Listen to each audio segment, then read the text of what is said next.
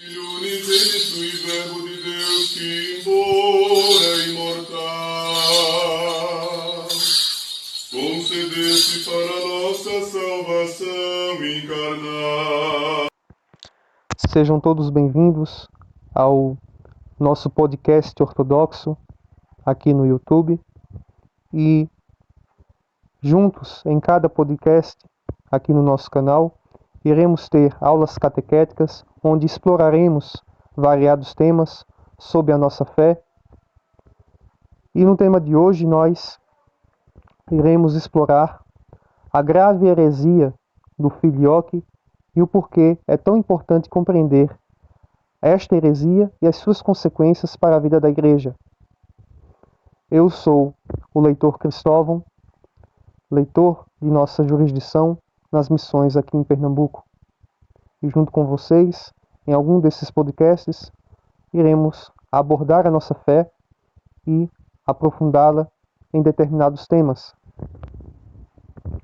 O filioque, que aparentemente para os cristãos ocidentais de hoje é uma bobagem, é um mero jogo de palavras, é na verdade o princípio de toda a deformação, de todo o cisma e de toda a depravação da fé cristã ocidental, que se adulterou após a inserção desta cláusula, desta adulteração do credo niceno-constantinopolitano.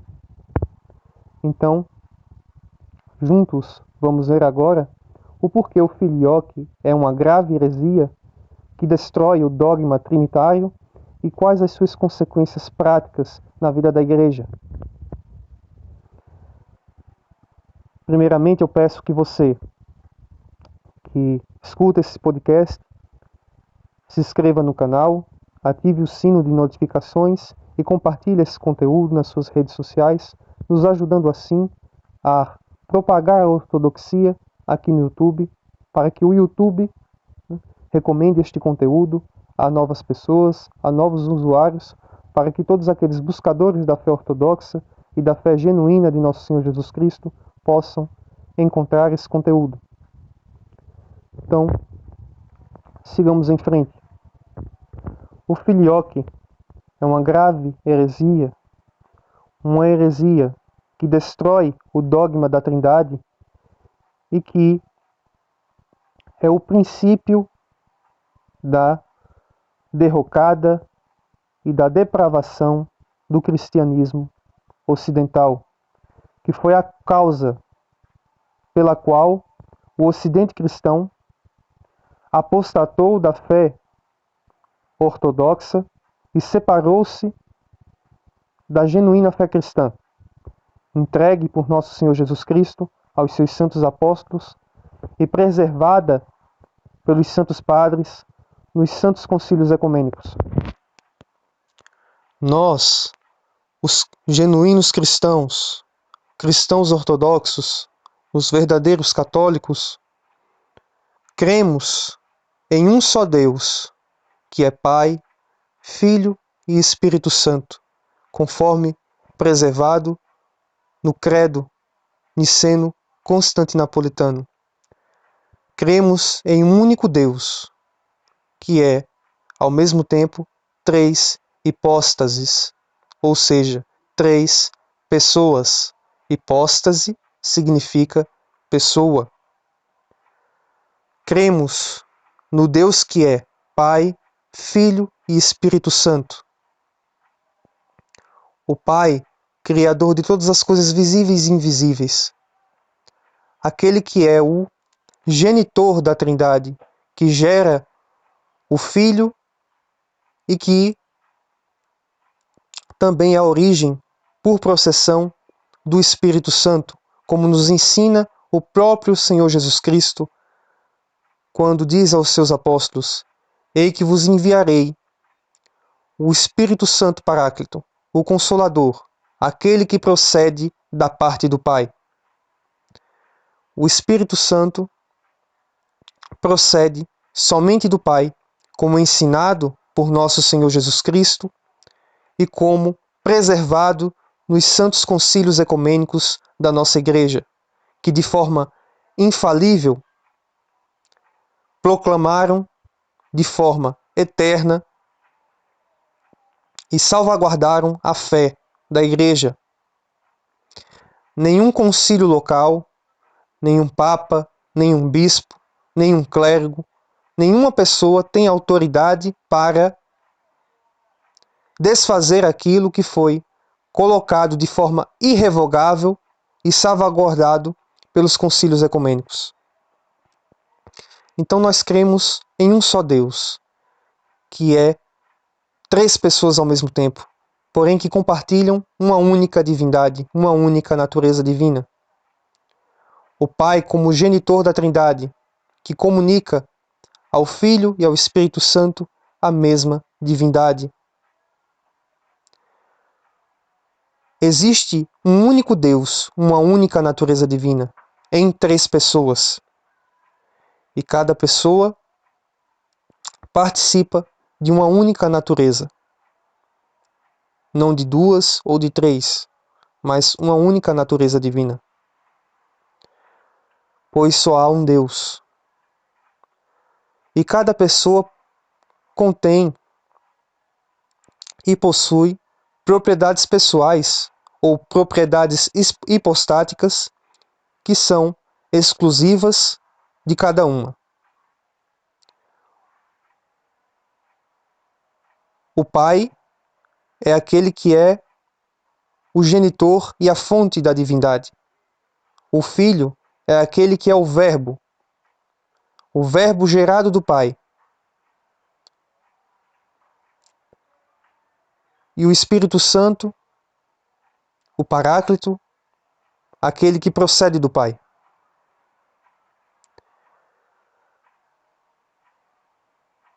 O Espírito Santo não pode ser fonte genitora da Trindade, porque esta é uma propriedade pessoal hipostática do Pai.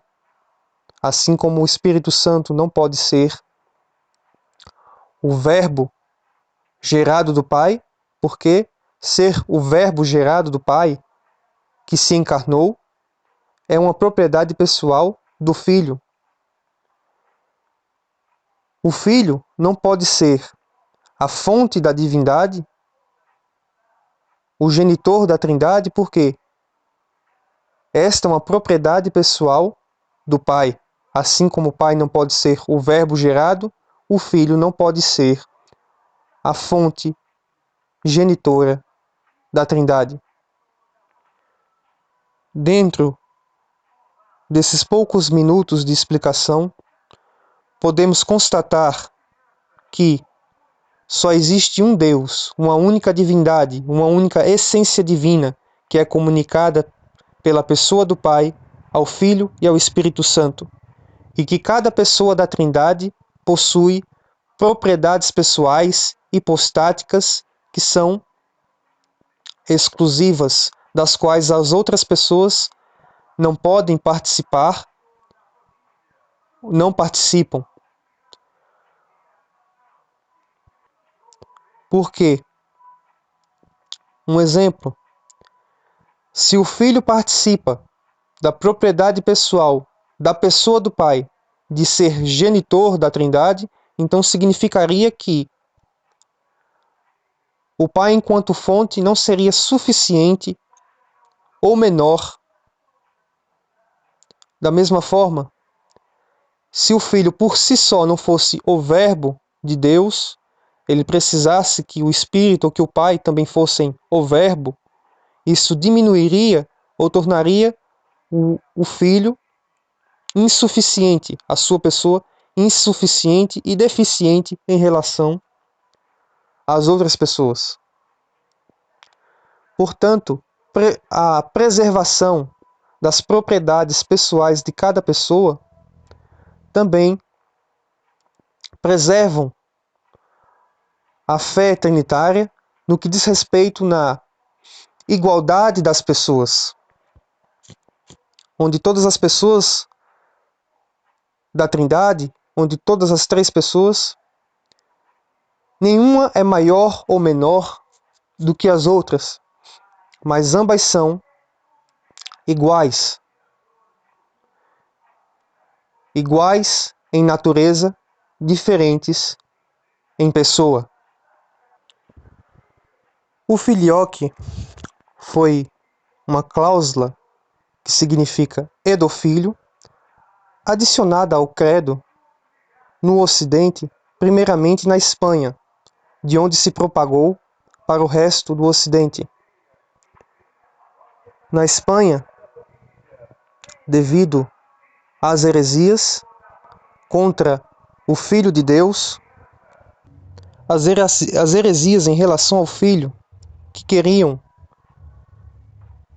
denegrir o Filho como sendo inferior ao Pai, ou menos Deus que o Pai, ou não Deus assim como o Pai, fizeram com que a Igreja Ocidental adicionasse essa cláusula, dizendo que o Espírito Santo não somente procede do Pai, mas do Pai e do Filho, para que o Filho fosse assim defendido como Deus verdadeiro, assim como o Pai. Porém, essa heresia, que já havia sido combatida e destruída pelos santos concílios ecumênicos, não deveria ter sido feito uso, né? Não se defende, né, a fé da Igreja criando uma heresia nova, como foi feita com esse simples, aparentemente, com esse simples acrescentar de uma palavra, né? Procede do Pai e do Filho, e não somente do Pai, como está escrito no Credo Niceno-Constantinopolitano. Por que o filioque é uma heresia? É uma heresia porque ele destrói a monarquia da Trindade, o princípio único dentro da divindade, e cria confusão em relação às características hipostáticas das pessoas da Santíssima Trindade.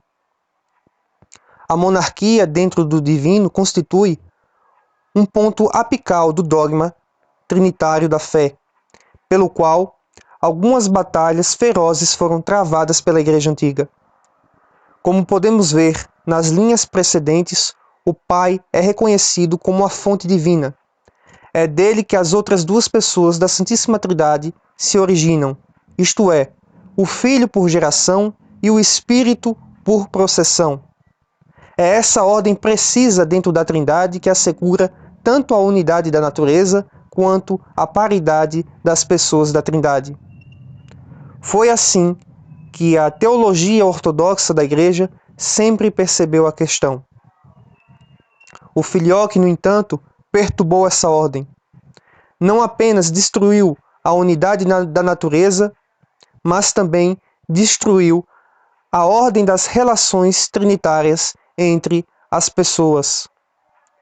Aboliu a monarquia dentro da divindade, introduzindo um princípio duplo de divindade nas relações trinitárias, criando dessa forma duas fontes da divindade, pois agora não somente o Pai é fonte da divindade, mas também o Filho sendo fonte da divindade, criando assim uma dupla divindade, uma divindade dual, dupla e não única. Em vez do princípio único de quem a Santíssima Trindade se desenvolve dois princípios. O Pai deixou de ser a única fonte da divindade, mas agora tornaram o Filho uma fonte paralela. Essa inserção diminui a pessoa do Pai, porque torna a pessoa do Pai insuficiente como fonte da divindade,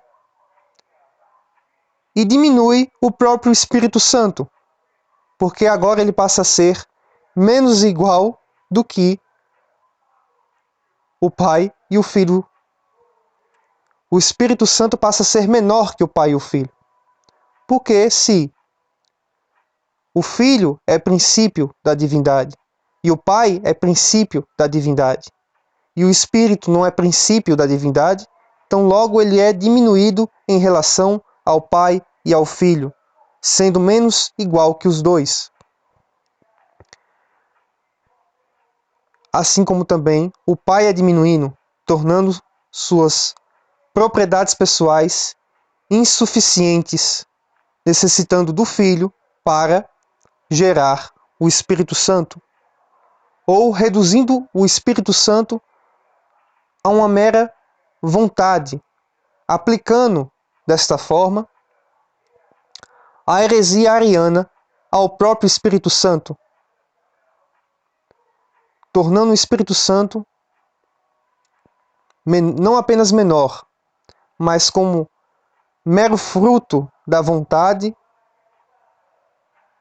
e do amor entre o Pai e o Filho. Desta forma, o dogma trinitário é destruído pela inserção do filioque, que aparentemente é uma bobagem para as pessoas de hoje, mas que na realidade destrói o dogma trinitário. Além disso, o filioque, além de arruinar o status louvado e piedoso da monarquia, criando confusão em torno das características hipostáticas pessoais das pessoas da Trindade, o filioque também claramente diminui o nível divino do Espírito Santo. De fato, se o Espírito Santo não dependesse diretamente do Pai, assim como o Filho também é, mas de maneira diferente, dependesse simultaneamente do Pai e do Filho, então o Espírito Santo é inferior ao Filho e, portanto, não possui um status independente e homólogo em relação ao Filho, que é o caso quando o Espírito se origina diretamente do Pai. Para a Igreja Ortodoxa, o rebaixamento do Espírito Santo em nível teológico também repercute na questão da salvação. Se o Espírito Santo é igualmente honrado e tem o mesmo prestígio que o Filho, e claro, que o Pai, em outras palavras, se o Espírito Santo é colocado em segundo lugar dentro da Santíssima Trindade, então a obra do Espírito Santo na esfera da salvação, como o princípio finalizante da obra de Cristo, da Igreja e da santificação da humanidade, é prejudicado. Para a Igreja Ortodoxa, que vive e se move dentro da graça do Espírito Santo, isso tem tremendas repercussões em sua hipóstase. As suas lutas contra a inserção das palavras e do Filho, o filioque, não eram e não são uma luta contra moinhos de vento, como algumas pessoas podem pensar. São lutas por questões existenciais, que se relacionam com a preservação de sua hipóstase e essência, bem como com o sucesso de seus objetivos soteriológicos em sua orientação redentora. A ortodoxia não pode afastar-se da obra santificadora do Espírito Santo, na qual vive, guarda e espera. E não é sem razão que os que vão para os templos ortodoxos fazem o sinal da cruz durante a recitação do símbolo de fé, o credo, especificamente quando as palavras o Espírito Santo que procede do Pai são mencionadas. Esta é a questão. Essa questão é gravada profundamente na fé e na consciência dos cristãos ortodoxos. O filioque, como grave heresia que é, destruiu e aboliu o Pai como uma fonte única da divindade. Arruinou o status muito louvado e piedoso da monarquia ao introduzir arbitrariamente o princípio duplo da divindade. Provocou confusão entre as relações e características pessoais hipostáticas das pessoas. Características que são estritamente pessoais, irremovíveis e incomunicáveis, fazendo alguém pensar: por que o Pai não deveria nascer do Filho e o Filho proceder do Espírito Santo e etc. O filioque rebaixa o Espírito Santo frente ao Filho, rebaixando o nível divino do Espírito e colocando em risco a obra santificante do Espírito. O filioque, que foi a causa do cisma que separou o Ocidente da fé ortodoxa. Não é um item pendente de teologização. Em outras palavras, uma visão dogmática ambígua que, se violada, não tem repercussões significativas. Pelo contrário, para a Igreja Romana é um dogma supremo de fé, que, se negado, privará a humanidade de sua salvação. Para a Igreja Ortodoxa, a adição do filioque é uma violação de um ponto supremo no ensino da Santíssima Trindade. E a aceitação desta adição condena o homem por toda a eternidade. Chegando aqui, neste ponto, vemos claramente o porquê o filioque não é uma bobagem e porque é uma grave heresia que destrói o dogma trinitário, preservado pelos santos concílios ecumênicos e ensinado pelo próprio Senhor Jesus Cristo, revelado pela própria Trindade Santa no batismo do Senhor. O filioque diminui o Pai e o Espírito Santo. O filioque torna o Filho algo que ele não é, uma segunda fonte da divindade, diminuindo também o Filho, que precisa participar de uma propriedade pessoal do Pai. E na vida prática da Igreja, o filioque torna o Espírito Santo não apenas menor, mas insuficiente para a salvação dos homens.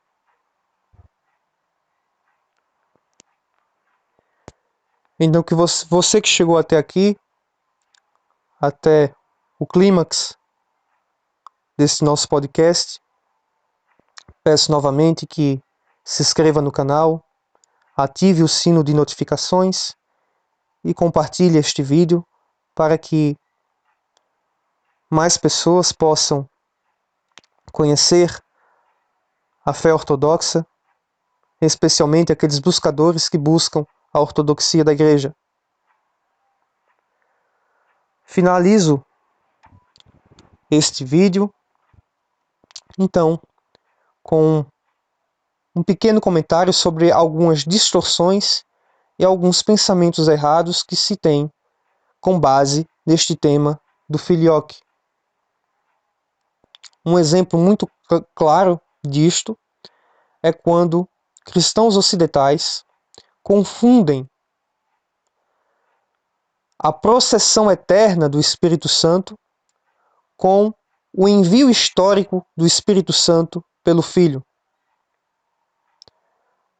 Ou seja, os filioquistas, com base no envio do Senhor do Espírito Santo sobre os apóstolos, dizem: tá vendo? O Espírito Santo procede do Filho também, pois o Filho envia o Espírito, né, sobre os apóstolos e sobre a Igreja. Mas não.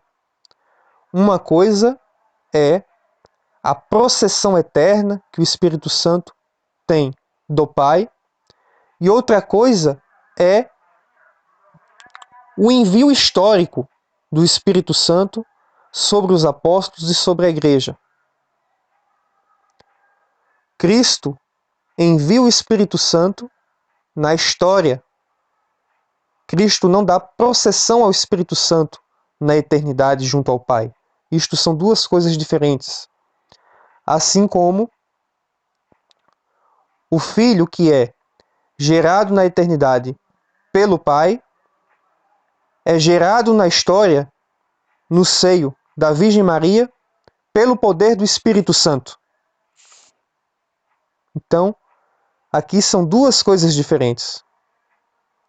Uma coisa é a processão eterna do Espírito Santo do Pai, e outra coisa é o envio histórico do Espírito Santo sobre a Igreja por parte do Filho.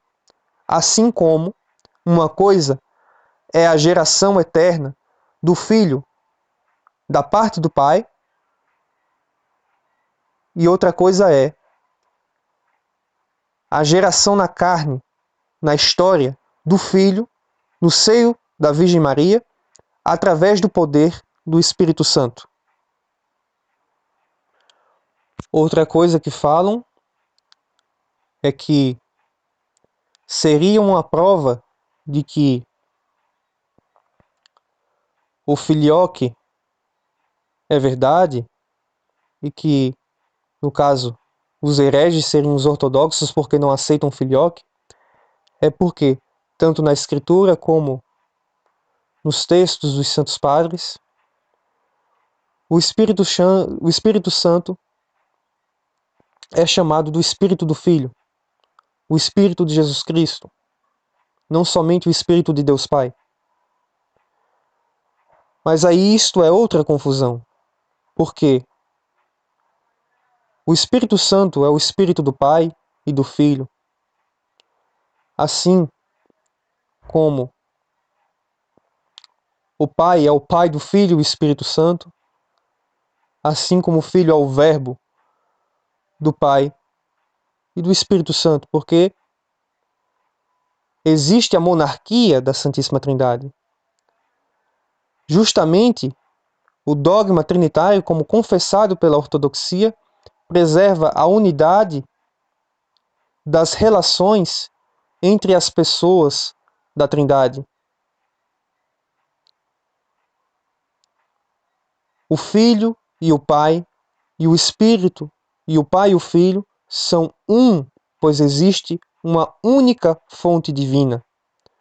Por isso, não há problema em chamar o Espírito Santo no Espírito de Cristo, no Espírito do Verbo, do Filho de Deus.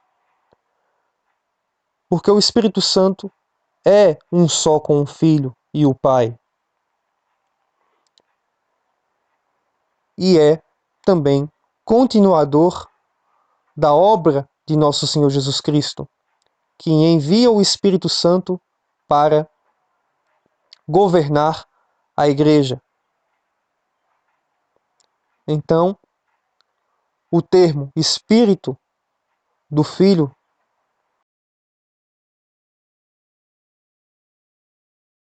e o Filho de Deus não significa que o Espírito Santo procede do Pai e do Filho. Significa apenas que ele é um em essência com o Pai e o Filho.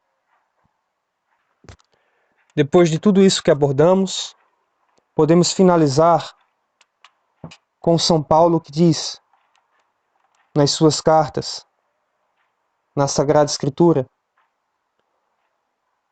se nós mesmos, ou até mesmo um anjo de Deus, vos ensinar algo diferente daquilo que já vos temos ensinado, seja anátema. Como diz Santo Apóstolo São Judas Tadeu em sua carta, a fé foi de uma vez por todas entregue aos santos. Como diz São João Damasceno, ainda que um apóstolo, anjo, bispo, concílio, ou quem quer que seja, vos ensine uma fé diferente daquela que foi preservada pelos padres dos santos concílios ecumênicos, seja anátema, pois esta não é a fé entregue por nosso Senhor Jesus Cristo. Como dizem os próprios santos padres dos santíssimos concílios ecumênicos da Igreja, que proibiram qualquer acréscimo, subtração ou qualquer variação da fé. A fé da Igreja é única e deve ser preservada tal qual foi entregue pelo Senhor Jesus Cristo e tal qual foi preservada pelos concílios ecumênicos da Igreja. Como diz o Santo Patriarca Fócio o Grande, qualquer subtração, qualquer desvio da tradição, por menor que seja, destruirá todos os dogmas da fé da Igreja. Isto nós podemos verificar na própria teologia e existência da Igreja Ocidental separada da fé ortodoxa, onde inúmeras heresias cada vez mais tomaram conta da fé da Igreja. Supremacia e fanabilidade papal, poder temporal, desenvolvimento legítimo da fé, purgatório, Imaculada Conceição, distorção do pecado original e tantas outras heresias são consequências diretas da adulteração do credo com o filioque. Com isso terminamos, com a graça de Deus, compreendendo que a preservação do credo, tal qual nos legado pelos Santos Padres, nos garante não só a verdadeira confissão de fé, a verdadeira fé, mas nos garante também a salvação.